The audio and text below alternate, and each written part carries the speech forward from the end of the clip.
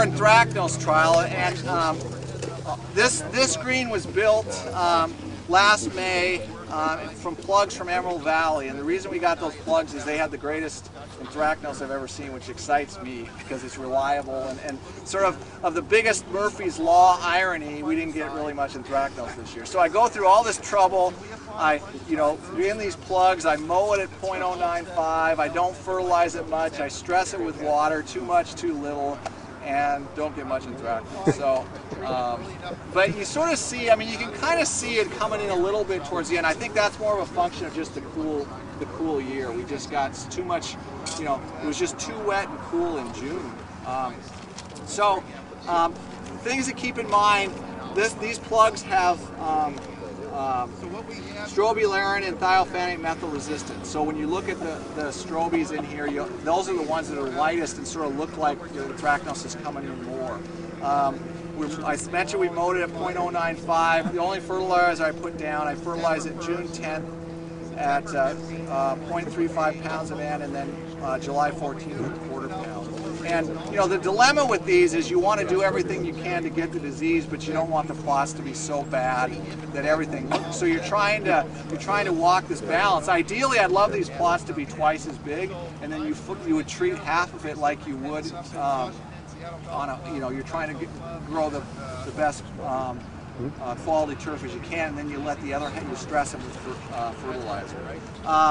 This is a little bit confusing because there's different start dates on here, and so look at your plot maps. I'll just describe.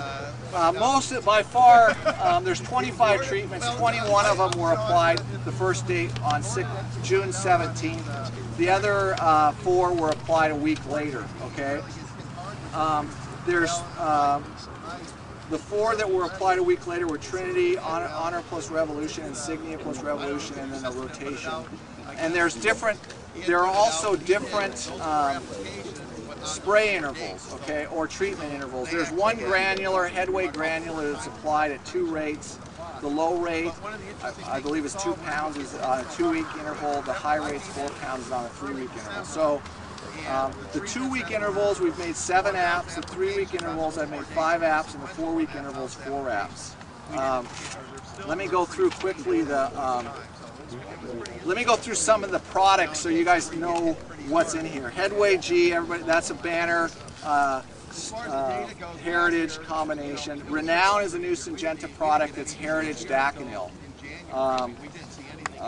Reserve, most of you probably know that's Triton Flow and chlorothalonil. Concert is Banner and Daconil.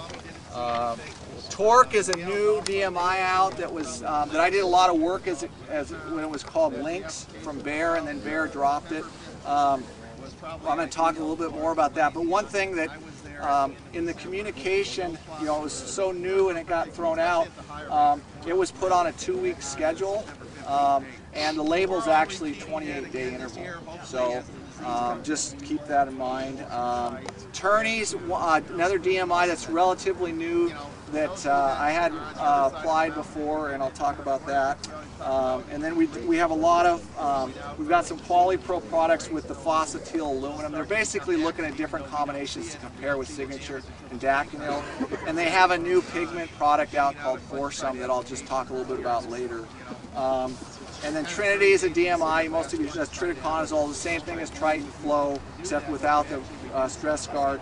Honor is a BASF product, which is the Insignia, their strobilurin, plus Emerald, which is the Boscolid, I believe.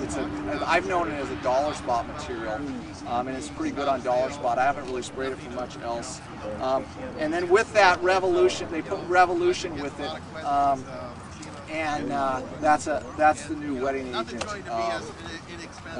And then Insignia, which by itself with Revolution, and then a BASF rotation. And just sort of to get you on the same page, you can kind of see it's losing out. 3 products were actually applied yesterday. The last 3 of the BASF, they came because they were on an alternate schedule, and then everything else was applied the week before. So the last app was basically last Thursday, okay, or a week from Thursday, or a week from yesterday. So so you can see that. So let me talk to you about sort of what happened here. I think the big story of this is, first of all, a 2-week spray schedule, in my opinion, is way too much. I mean, or too much. I don't know about way too much. And when you start spraying DMIs every 2 weeks, you're going to have problems. And I made the first application, then the second application, and then we had 2 days of hot weather. And basically that set all the DMIs back. And the quality of them sort of suffered, you know, if you keep applying them. Now what I did, one of the interesting things is I'm going to rate the DMIs for DMI effect, because it just, and keep in mind that this is all related to rate, you know, so you can lower the rate, you can spread out the timing, and also temperature, okay? So by far the hottest product was Tourney, so much so that after 2 apps, I mean, basically the whole plot was brown. I didn't spray it for 6 weeks. I mean, there was that much damage. And I've heard that's been Frank Wong out at UC Riverside, I've been told, had the same problem last year. So the rate's either too high, or you know, we're going to have to spread out the applications. I haven't sprayed it before on anthracnose, so I'm not really sure, and we didn't get much anthracnose, so I'm not sure what the effect. So just if you use Tourney, just be careful with the rate, and you know, use it in cooler weather, and I wouldn't make more than 1 application every 4 weeks. Torque, you know, I mentioned that the label's 28 days. So you got Tourney way up here in terms of hot. You drop down quite a bit to Torque and then Trinity, Triton, Flow. Torque was a little hotter than Trinity and Triton, Flow. You know, Torque, you got to spray it 28 days, so it almost becomes a non-issue anyways, it's Torque. And then the 2 products that have Daconil, for whatever reason, when you mix Daconil with them, it tends to lower the DMI effect a little bit. I'm not sure exactly why, but the high reserve rate at 4.5 ounces is too high anyways, I think. Stay at 3.2, and then concert and reserve were pretty similar. The 3.2 and the concert rates were pretty similar. The other one, the Headway G, I think part of the issue with the granular formulations is I had that spotting, so the rate becomes higher, you know, it just doesn't get taken up like the other products. So I almost had spotting brown, and that might just be a factor of just the granular formulation. The other thing I'd never seen before is the DMI actually caused increased flowering. And I'm guessing it's a stress response. You know, it just stressed it out. We saw much more flowering on the DMIs, and really not any flowering on the scrophularin, so or the untreated. So that was sort of interesting. The other thing I wanted to talk about is this foursome, which is QualiPro's new dye product. And I'm not pushing it, but I just wanted to tell you what basically I saw. From my understanding, it's the generic version of Bayer's Stress Guard product. Okay, but Bayer sells their Stress Guards in their fungicides, and it sticks around for about 12 days. And in a trial like this, where I'm leaning everything out, it actually makes that product better because there's a bigger difference. I think if the good side is that if you brought the average person in here and said which plots look the best, they would immediately walk to the 4 plots that had the foursome in them because they were the greenest. Okay, so there is that quality effect. I think there's a risk that you're hiding what your true fertility level is. But you know, if you know that, if you keep track of it, some people like the dyes and some people don't. We have seen Bayer's products come out of winter better, or greener, I should say, greener, not necessarily better disease control, but greener out of snow mold, you know, after a season of snow mold under snow cover.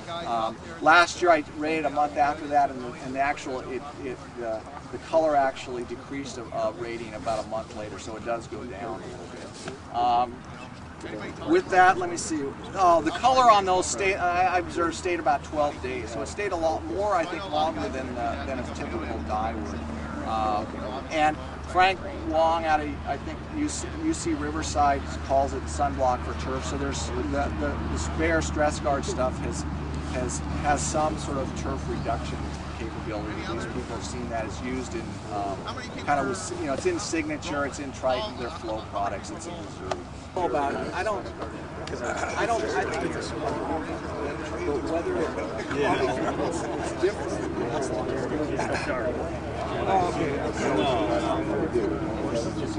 One thing.